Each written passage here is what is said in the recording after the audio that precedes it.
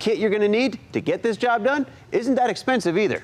Now, it's a pretty basic kit, but it does include everything you're going to need, including springs, brushes, the brush retaining pin to help with assembly, along with a voltage regulator, diode trio, and a new sealed bearing to make sure it spins nice and smoothly.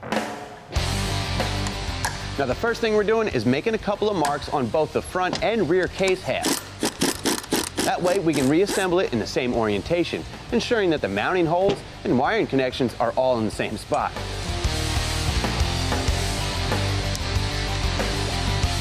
Now, separating the case halves is pretty straightforward. Just remember, the case is aluminum, so don't get carried away.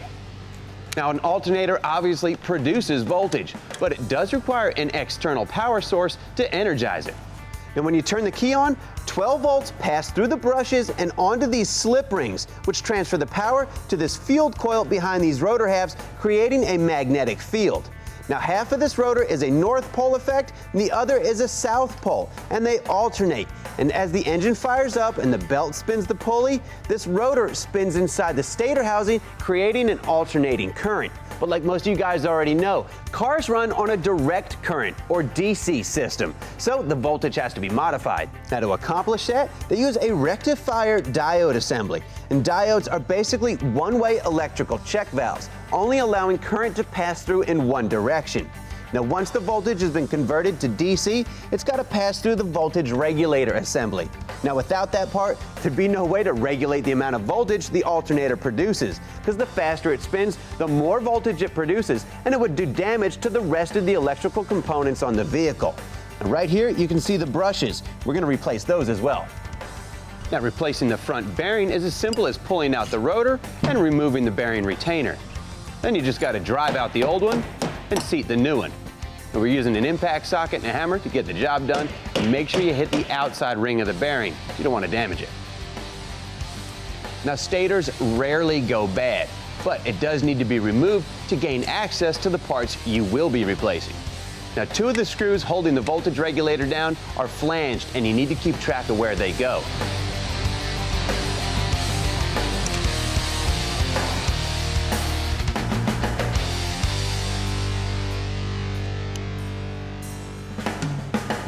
You also want to make sure you apply a little bit of grease to the rear bearing to make sure this thing spins nice and smooth.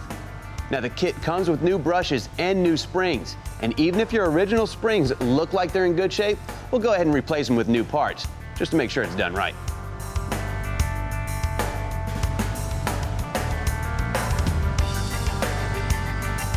And here's where the brush retaining pin is worth its weight in gold, because you'd have a heck of a time getting the spring-loaded brushes installed without it.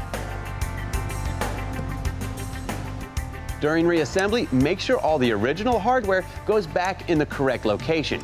And keep in mind, these are small fasteners that don't require a lot of torque.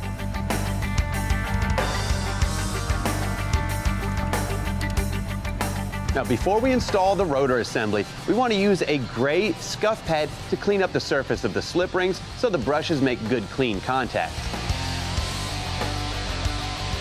Now, when putting this thing back together, here's where it pays off big time to keep track of the parts and the order in which they were removed. And lastly, don't forget to pull the pin, because just like a grenade, this thing would be rather ineffective if we didn't.